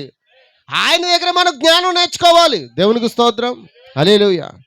మోషే మొత్తం అంతా ఊడ్చేసి 80 సంవత్సరాల వయసులో వంకర కర్రెట్టును ఇప్పుడు ఎక్కడ పంపుతున్నాడు? గొర్రెలు కాసుకునే కర్ర, వంకర కర్ర, ఆ కర్ర పట్టుకుని ఎక్కడ పంపుతున్నాడు? ఐగుప్తు అంటే మాట్లాడండి. అక్కడ ఇనప రథాలు ఉన్నాయంట. ఇంచుమించు గొప్ప సైన్యం ఉందంట. ప్రపంచ దేశాలని జయించే సైన్యం అక్కడ ఉందంట. ఆ సైన్యాన్ని ఓడించడానికి ఇప్పుడు మోషే ఏం పట్టుకుని వెళ్తున్నాడు? జ్ఞానాన్ని కాదు, తెలివిని కాదు. ఏంటంట? వంకర కర్రెట్టుకుని, గొర్రెలను తోలుకునేవాడు వంకర కర్రెట్టుకుని వంగిపోయి వెళ్తున్నాడంట. అక్కడికి ఎలా వచ్చాడు? బలవంతుడిగా వచ్చాడు. ఇప్పుడు ఎలా వెళ్తున్నాడు? ఏం పనికి? ఏం పనికి? ఆయన పనికి. ఆయన పిలుచుకుంటే ఆ పిలుపుకి తగినట్లుగా ఆ వ్యక్తిని ఏదో విధంగా మార్చేస్తాడంట. ఆయన పిలుపు లేదనుకోండి, ఆ వ్యక్తి ఎలా ఉంటాడు? సొంత జ్ఞానంతోనే ఉంటాడు. కానీ ఆయన పిలుచుకున్నాడు అనుకో, మొత్తం వంకర్లన్నీ అమ్మ చెప్పండి. మన వంకర్లు పోయాయా? ప్రతి కట్టి వంకర ఏం తీరుస్తుందంట? ఆ పొయ్యి ఏంటి? పరిశుద్ధాత్మశక్తి. దేవునికి స్తోత్రం. హల్లెలూయా, హల్లెలూయా. గమనించండి, ఒక వర్తమానంలో చెప్తున్నాడు ఆయన. మోషే దేవుని చేత పిలువబడినప్పుడు అతడు సంపూర్ణంగా పరిపూర్ణంగా ప్రవక్త అయి ఉన్నాడు. దేవుడు ఒక మనిషిని ఏదైనా చేయుటకు పంపినప్పుడు అతనికి అవసరముకు ప్రతి దానితో సంపూర్ణంగా వాడిని సిద్ధం చేస్తాడు.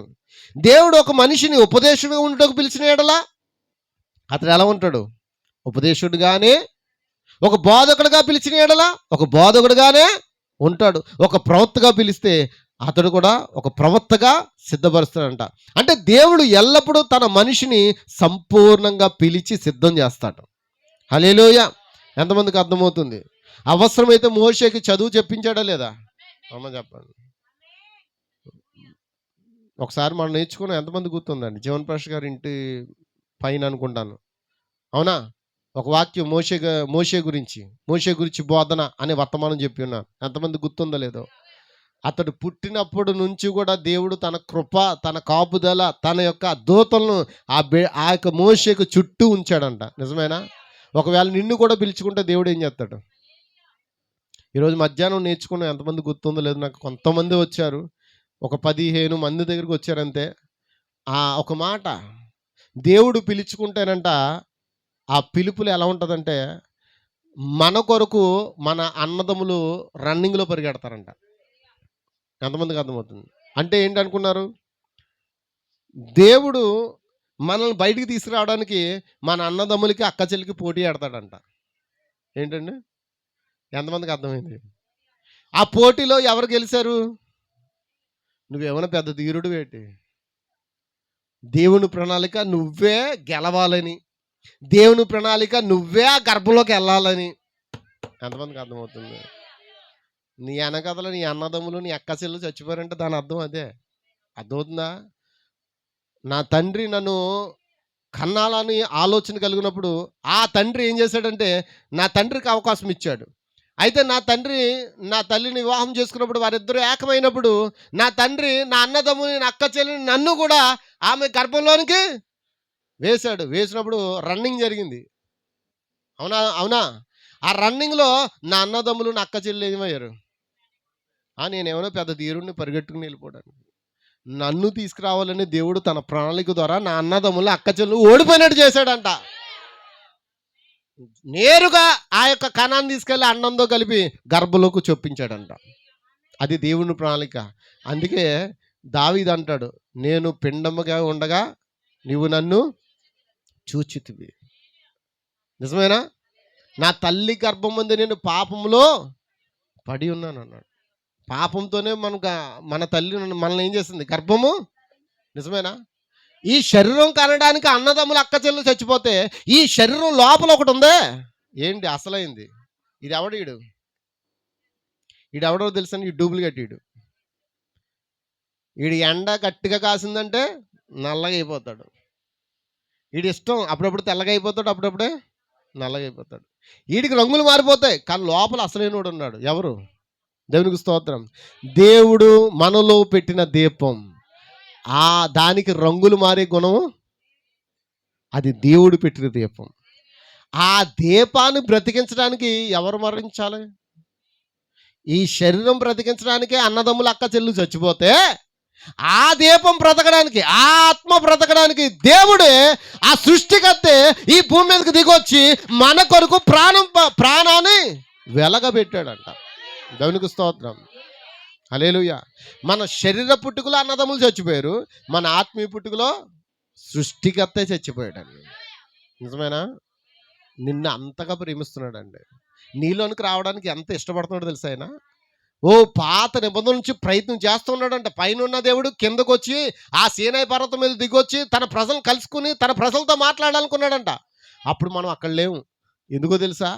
నువ్వు అక్కడ ఉంటే ఆ ప్రజల వల్లే నువ్వు కూడా మారిపోయి ఒకవేళ ఆయన నువ్వు చేర్చుకోవేమో అని నిన్ను అక్కడ తీసుకురాలేదంట. చప్పట్లు కొడతారా? నీవు నవాహు దినాల్లో ఒకవేళ ఉంటే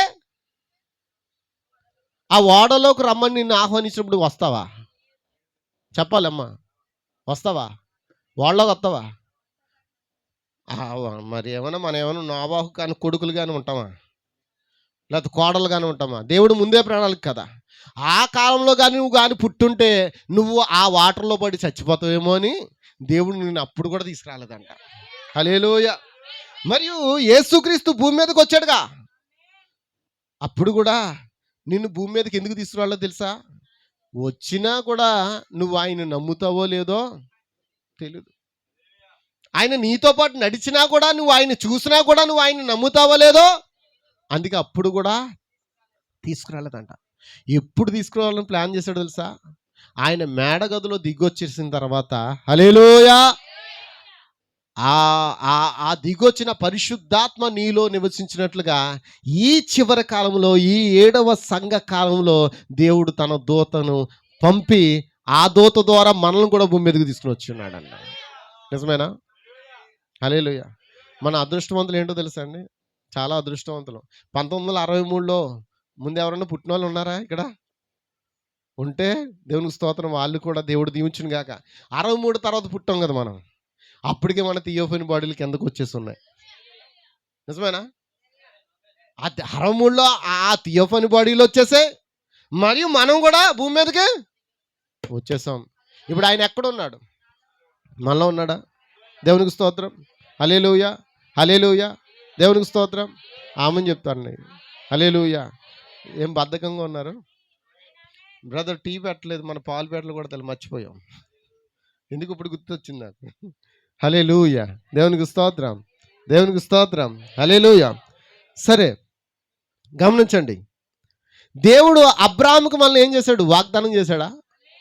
మనం అందరూ అబ్రాహాం సంతానమేనా? నిజమేనండి. అబ్రాహాం యొక్క రాజ సంతానమేనా? హల్లెలూయా. మరి ఇప్పుడు దేవుని ఉద్దేశం నీ పట్ల ఏమై ఉన్నది? కొన్ని చిన్న చిన్న విషయాలు చెప్పి ఈరోజు వాక్యాన్ని ముగిస్తాను. ఇంకేమైనా సమయం ఉంటే ఆ 12 దాటిన తర్వాత ఒక పావు గంట అరగంట వాక్యం ఉంటుంది, అటు తర్వాత లార్డ్ సప్పర్ ఉంటుంది, అటు తర్వాత మనం అందరూ హ్యాపీ న్యూ ఇయర్ చెప్పుకుని చక్కగా వెళ్ళిపోవచ్చు. దేవునికి స్తోత్రం. హల్లెలూయా. అయితే గమనించండి, దేవుని ఉద్దేశం నీ పట్ల ఏమై ఉన్నది? ఎంతమంది వినాలనుకుంటున్నారు? నువ్వు ఒక క్రైస్తవుడు అయితే నువ్వు ఎలా ఉంటావు? ఒక క్రైస్తవుడుగా ఉన్నప్పుడు నువ్వు ఎప్పుడు కూడా క్రైస్తవుడు వలే ఉంటావు. నిజమేనా? ఎంతమందికి అర్థమవుతుంది? దేవుడు ఎప్పుడు కూడా సగం క్రైస్తవులుగా మనం చేయలేదు. నిజమేనా? దేవుడు సగం దేవుడా? అవును, చెప్పండి అమ్మా. ఏమన్నా చెప్పండి అమ్మా, మాట్లాడలేదు. దేవుడు ఏమన్నా సగం దేవుడా? చిన్న దేవుడా? సగం సగం దేవుడా? హల్లెలూయా. మరి మనం ఎలా ఉన్నాం? అమ్మ మాట్లాడండి. దేవుడు ఎప్పుడు కూడా సగం క్రైస్తులుగా చేయలేదు మనల్ని. దేవుడు సంపూర్ణ క్రైస్తులుగా చేశాడు. దేవుడు బోధకులను కూడా సగం బోధలుగా చేయడు. అయితే బోధకుడు ఏమైపోయాడు? సగం బోధకుడుగా మారాడు. హల్లెలూయా. దేవుడు సగం క్రైస్తులుగా చేయలేదు, మనం ఎలా చేశాడు? పరిపూర్ణమైన క్రైస్తులుగా చేశాడు. కానీ మనం ఏం చేసాం? సగం క్రైస్తులు, సగం మేక, సగం గొర్రె. తెలుసండి మీకు? ఏమండి బొమ్మలు చేస్తున్నారు తెలుసండి? పందికేమో కుక్క ముఖం పెడుతున్నారు తెలుసా? కుక్కకేమో పంది ముఖం పెడుతున్నారు. అది ఎలా ఉంటుంది? ఎప్పుడు ట్రై చేయలేదా? క్రియేటివ్ చేయండి అయ్యా, సెల్ ఫోన్లు ఉన్నాయి కదా. నేను కూడా ట్రై చేస్తాను. ఏంటి అలా పంది కుక్కలా ఉంటుందా? అమ్మ వింటున్నారా? ఉంటే పంది పందిలాగా ఉండాలి, కుక్క కుక్కలాగా ఉండాలి. కానీ ఎలా ఉందంట? క్రియేటివ్, సగం పంది సగం కుక్క. కానీ ఈరోజు మనల్ని దేవుడు ఆ విధంగా చేయలేదు. ఎలా చేశాడు చెప్పండి అమ్మా? అమ్మ చెప్పండి అమ్మా, ఎలా చేశాడు? నిజమేనా? దేవుడు తన పిల్లల్ని క్రైస్తులుగానే చేశాడు. అయితే వారు సగం క్రైస్తులు అయిపోయారు. వారు ఆ విధంగా ఉండటానికి దేవుని ఉద్దేశం కాదండి. దేవుని యొక్క ప్రణాళికలు వారు తమ సొంత మార్గములను ఏం చేసుకున్నారు? కలగొలుపుకొని వారు సగం క్రైస్తులుగా మారిపోయారంట. సగం క్రైస్తులుగా ఉండుటకు దేవుడు చేయటం లేదండి. దేవుడు సగం బోధలుగా ఉండడానికి బోధకులను చేయలేదండి. దేవుడు దేని విషయంలో రాజీ పడడు. హల్లెలూయా. ఆయన ఎప్పుడు పరిపూర్ణుడు. ఆయన పిల్లలు ఎప్పుడు కూడా పరిపూర్ణంగా ఉండాలని ఆలోచిస్తాడు. ఆయన సంపూర్ణంగా మన మధ్యలో నిలబడడానికి ఇష్టపడతాడు. హల్లెలూయా. ఎంతమందికి అర్థమవుతుంది? దేవుడు మోషేను సంపూర్ణ విడుదల కొరకే పిలిచి ఉన్నాడు. నిజమేనా? దేవుడు అతను ఎలా నమ్మాడంట? దేవుడు మోషేని నమ్మాడా? మరి మోషే దేవుడిని నమ్మాడా? అమ్మ చెప్పండి. నీవు దేవుడిని నమ్మావా? ఎంతమంది నమ్మారు? సగం నమ్మినట్టున్నారు. అసలు ఆలోచించండి. సగం నమ్మిన వాళ్ళు ఉన్నారా? సిస్టర్ గారు ఉన్నారా లేదా? లేరా? పూర్తిగా నమ్మేశారా? నిజమేనా? పూర్తిగా నమ్మిన వాళ్ళు ఏం చేస్తారంటే ఆయనతో సహవాసం చేయడానికి ఇష్టపడతారు. సగం నమ్మిన వాళ్ళు అదే సగం లోకంలోని సగం క్రైస్తవుల్లోనే ఉంటారు. ఎంతమందికి అర్థమవుతుంది? దేవునికి స్తోత్రం. దేవుడు ఎల్లప్పుడూ కూడా మనల్ని ఏం చేశాడంటే సంపూర్ణంగా చేయడానికి ఆయన ఆ యొక్క పరిపూర్ణమైన చిత్తాన్ని తీసుకొచ్చాడు. నిజమేనా? హల్లెలూయా.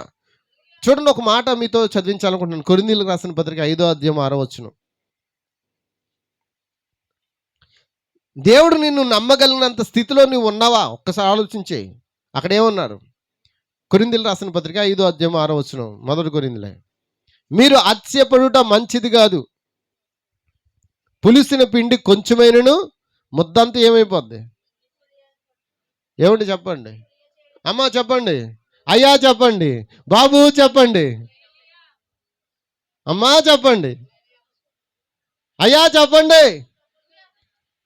పులిసిన పిండి కొంచెమైనను పిండి అంతా ఏమైపోద్ది? అమ్మ చెప్పండి. లోకం చిన్నదే, అది నీలోని కొత్త నువ్వేమైపోతావు? నువ్వు కూడా లోకం అయిపోతావు. నిజమేనా? దేవునికి స్తోత్రం. అయితే గమనించండి, క్రైస్తవులైన మనము మన సొంత ఇష్టాలను లేకపోతే మనం ఆయనకి మన సొంత ఇష్టములు మనం ఆయనకి సమర్పణ చేసుకున్నట్లయితే, దేవునికి మనం సంపూర్ణంగా అర్పణ చేసుకున్నట్లయితే, దేవుడు మనల్ని నమ్మునంతగా మనము సంపూర్ణంగా అర్పణ చేసుకున్నట్లయితే నేను ఆశ్చర్యపోతూ ఉన్నాను. హల్లెలూయా. ఎలా మనం సంపూర్ణంగా ఆయనకి సమర్పించుకోవాలి? మన ఇష్టాలను కూడా ఆయనకి ఏం చేయాలి? సమర్పణ చేయాలా? మన అర్పణ ఆయనకి సమర్పణ చేయాలా? ఎలాగునా? దేవుడు మనల్ని నమ్మునంతగా. మరి దేవుడు నిన్ను నమ్ముతాడా? అందుకే ఆయన భూమి మీదకి వచ్చి నేను విశ్వాసం కనుగొందునా, చివరి కాలంలో విశ్వాసుల యొక్క విశ్వాసాన్ని కనుగొందునా అని వెతుకుతూ ఉన్నాడంట. మరి కొనుక్కునేటప్పుడు నువ్వు దొరుకుతావా? దేవునికి స్తోత్రం. హల్లెలూయా. దేవుడు నమ్మినంతగా నిన్ను నీవు సిద్ధపరచుకుంటున్నావా? హల్లెలూయా. హల్లెలూయా. ఈరోజు గమనించండి, ఆయన అంటున్నాడు, దేవుడు నన్ను నమ్మినట్లుగా నేను ఆయనకి ఎంతగానో అర్పణ చేసుకుంటే, సహోదరుడు నెవిల్ను దేవుడు నమ్మినట్లుగా అతడు సమర్పణ చేసుకుంటే, ధర్మకర్తలు, డీకన్లు, సంఘ సభ్యులు, ఆయన నమ్మినట్లుగా ఏం చేయాలంట? సమర్పణ చేసుకుంటే అది ఆశ్చర్యకరమైన విషయం కాదా? హల్లెలూయా, హల్లెలూయా. అది మనకు ఒక నిర్వహణ స్థానముగా ఉంటుంది. హల్లెలూయా. ఒక సేవకుడు ఎప్పుడు ఉండవలసిన లక్షణం ఏంటో తెలుసా? ఎటువంటి రాజీ పడకుండా ఉండుటయే దేవుని యొక్క సేవకుని విధి. నిజమేనా? అతడు రాజీ పడ్డాడంటే అతడు సేవకుడు మాత్రము కాదు. అతడు బోధకుడుగా పిలువబడినట్లయితే అతడు బోధకుడిగానే ఏ వ్యక్తి కోసం ఏ ఒక్క విషయాన్ని కూడా అతడు దాచడు. అలా దాస్తున్నాడంటే అతడు బోధకుడు. ఎవరన్నా బాధపడతాడేమో ఇలా చెప్తే అని అనుకుని బోధిస్తే అతడు బోధకుడు. హల్లెలూయా. ఒక విశ్వాసి రాజీ పడకుండా జీవించాలి. నిజమేనా? కానీ ఈరోజు అన్నిట్లో మనం ఏముంది? రాజీ పడుతున్నామా? దేవునికి స్తోత్రం. ఇంకొక 5 నిమిషాల్లో ముగించేస్తాను. ఎందుకంటే నేను అసలు 3 పేజీలు కూడా చెప్పలేదు, 17 పేజీలు రెడీ చేసుకున్నాను. 3 పేజీలు కూడా చెప్పలేదు. దేవునికి స్తోత్రం. సరే, సంఘ సభ్యుడు ఒక సభ్యుడిగా ఉండుట కొరకు అతడు పిలవనట్లయితే అలాంటప్పుడు అతడు ఏం పడ్డావు? రాజీ పడ్డాడు. హల్లెలూయా. గమనిస్తున్నారా? మనం పేకాడ ఆడకూడదని సంఘం నమ్మినట్లయితే అతడు పేకాడ ఆడతాడా? ఆడతాడా? చెప్పండి. ఆడకూడదు. సంఘ సభ్యుడు పేకల కట్ట కూడా ముట్టుకోడంట. మన మన పని ఏంటో తెలుసా? మేము పేక ఆడమండి. పేక ఆడేవాళ్ళు పక్కన కూర్చుని ఏ ముక్క పడుతుంది, ఏ ముక్క వేస్తాడు, 3 ముక్కలకి ఇది కైరా, అది కైరా, ఇదేంటి, అది జోకరు, ఇది అని మనం ఏం చేద్దాం? నువ్వు ఆడక్కర్లేదు. ఏమండి చెప్పండి అమ్మా. పేకాట కాడండి దొంగ పోలీసులు వచ్చారనుకోండి, ఎవరు దొరికేస్తారు? ఏమండి? ఆడినోడు ఏమన్నా నేను ఆడట్లేదు కదా అని ధైర్యంగా ఉంటాడు. వచ్చి ఏం చేస్తాడు? రే నువ్వు ఆడపని ఇక్కడ ఉన్నావు కదా అమ్మ, చెప్పండి. ఆడక్కర్లేదు. అది చూసి అంటే నిజమైన క్రైస్తవుడు పేకల ముక్కను కూడా, నాకు ఇది తెలియదండి వాస్తవంగా. మేము పనిచేసే చోట మరి నేను చిన్నప్పటి నుండి మరి ఇక్కడ స్టీల్ బాజీస్ ఉన్నాయి కదా, ఖాళీగా ఉన్నప్పుడు వర్కర్స్ ఏం చేసేవారంటే పేకాట ఆడుకునేవారు. అప్పుడు నేను చిన్నపిల్లని కాబట్టి ఏమనేవారంటే, రే ఆ పేక అక్కడ ఉంటే తెచ్చే అని అంటే వెళ్ళి తెచ్చేసి ఇచ్చేసేవాడిని. అక్కడ పక్కన కూడా కూర్చునేవాడిని కాదు. అదేంటో నాకు తెలియదు. దాని వైపు కూడా చూసేవాడిని కాదు. నాకు ఇష్టం ఉండేది కాదు. నాకు తెలియదు. అది కొన్ని నేను అవాయిడ్ చేసేవాడిని. పట్టికలు ఇవ్వడానికి కూడా బాధపడేవాడిని. ఎంతమందికి అర్థమవుతుంది? ఇప్పుడు ఈ పాయింట్ చూస్తే అర్థమవుతుంది. నిజమైన విశ్వాసి ఒక పేకల కట్టను కూడా, నిజమేనా? కానీ ఈరోజు ఏమైపోయిందో తెలుసా పరిస్థితి? మందు కొట్లోకి వెళ్ళి మందు వేసే పరిస్థితి అయిపోయింది. మందు తాగనండి, నేను ఏం చేస్తాను? మందు అమ్ముతాను, మందు పోస్తాను. మందు అమ్ముతాను, కానీ నేను మందు మాత్రం. మరి నువ్వు క్రైస్తుడువా? హల్లెలూయా. ఎప్పుడు కూడా క్రైస్తవుడు ఏం చేయడంట? తాగుడు అలవాటును మనం నమ్మం, కానీ తాగుడు అలవాటు నుండి పూర్తిగా అతడు మరలకుంటాడు. నిజమేనా? జూదమాడుట, పొగ తాగుట మొదలైన వాటి యందు మనకు నమ్మకం లేదు. సంఘ సభ్యుడనేవాడు ఎన్నడూ కూడా అది ముట్టుకొనడు. నిజమేనా? అప్పుడు దేవుడు సంపూర్ణ విడుదల అనుగ్రహిస్తాడు. ఆయనకు మనం సంపూర్ణంగా సమర్పణ చేసుకున్నట్లయితే ఆయన దాన్ని అలా చేస్తాడు. ఆయన హస్తాలకి సంపూర్ణంగా మనం సమర్పణ చేసుకుంటే అప్పుడు దేవుడు మన యందు జీవిస్తాడు. దేవునికి స్తోత్రం. ఇంకెంత సమయం ఉంది? దేవా నాకు సెల్ల కూడా ఇవ్వండి అమ్మా. హల్లెలూయా. చెప్పండి. పులిసిన పిండి కొంచెం ఉన్నా ఏమైపోతుంది? పేకాడ పక్క నుండి చూసినా, తాగుబోతాడు పక్క నుండి కూర్చుని ఎలా తాగుతున్నాడో చూసినా, చెప్పండి అమ్మా చెప్పండి. ఒక క్రైస్తవుడు అలాంటి స్థలాలకు వెళ్ళడు. అలాంటి స్థలాలకు అసలు ఎవరన్నా రమ్మన్నా సరే వెళ్ళడానికి ఇష్టపడ్డు.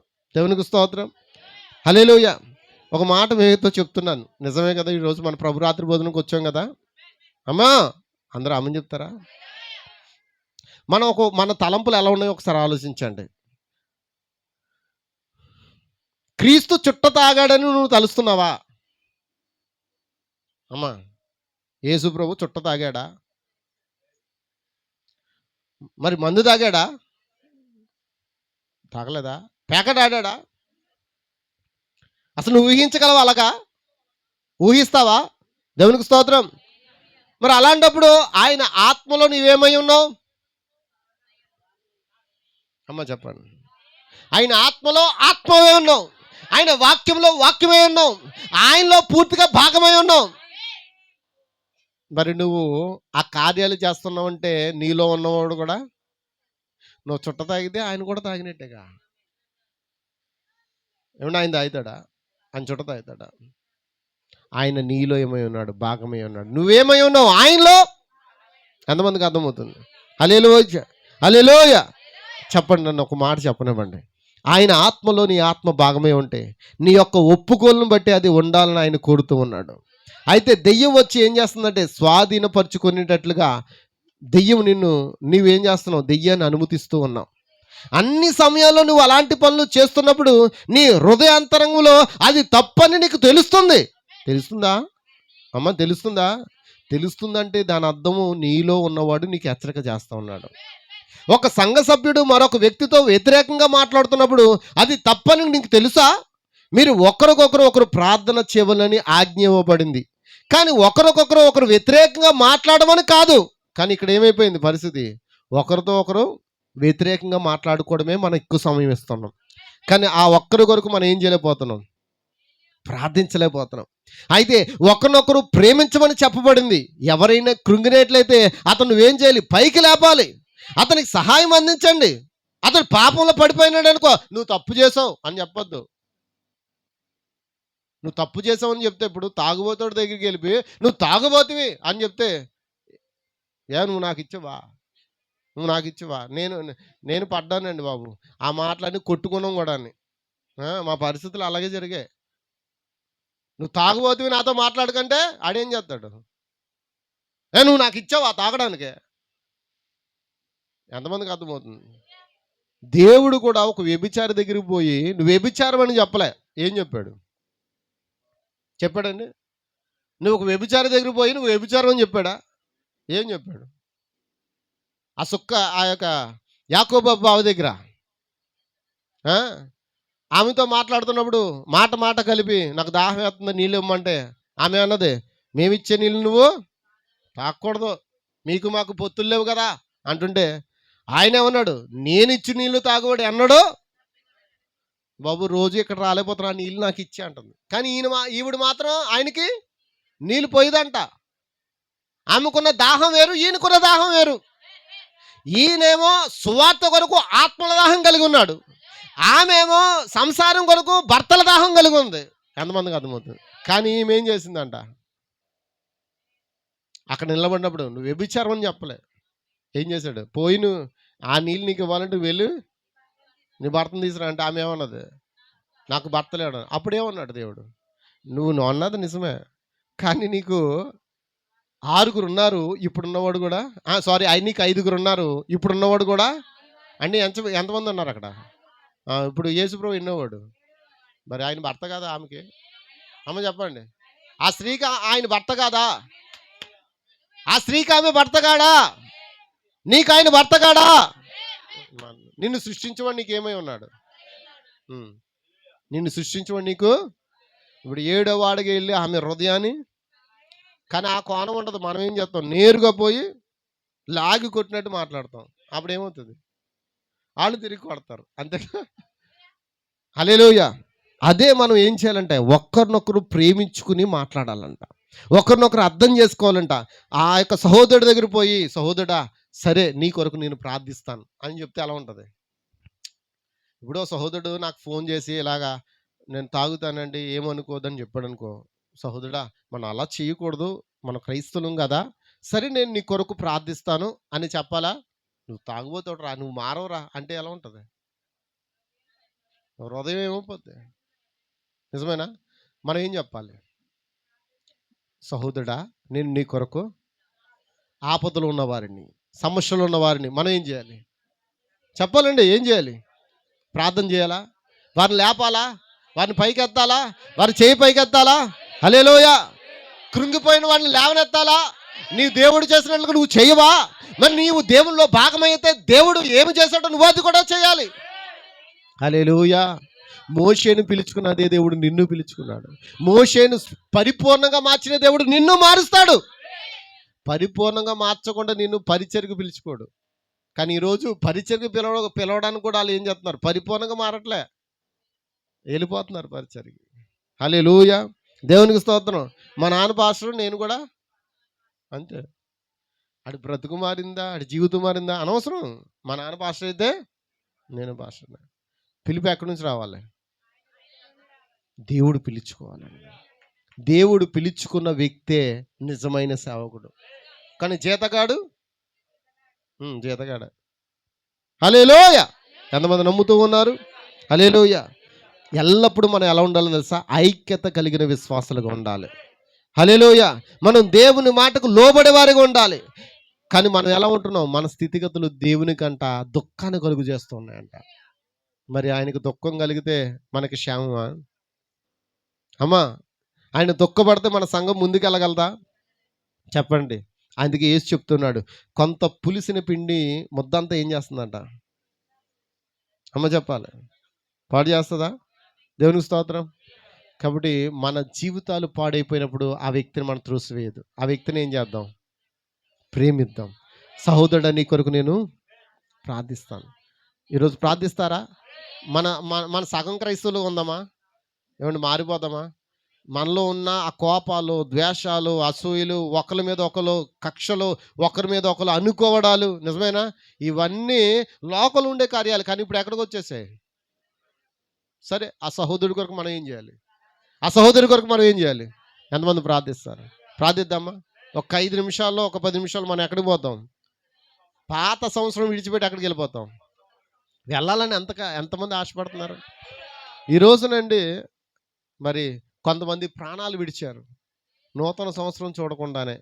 ఆ సహోదరి హాస్పిటల్కి వెళ్ళి వచ్చింది. ఈ రాత్రి ఎంతమంది ప్రాణాలు విడుతారో, అవునా కదా? 31st అంటేనే ప్రాణాలు విడిచే రోజు.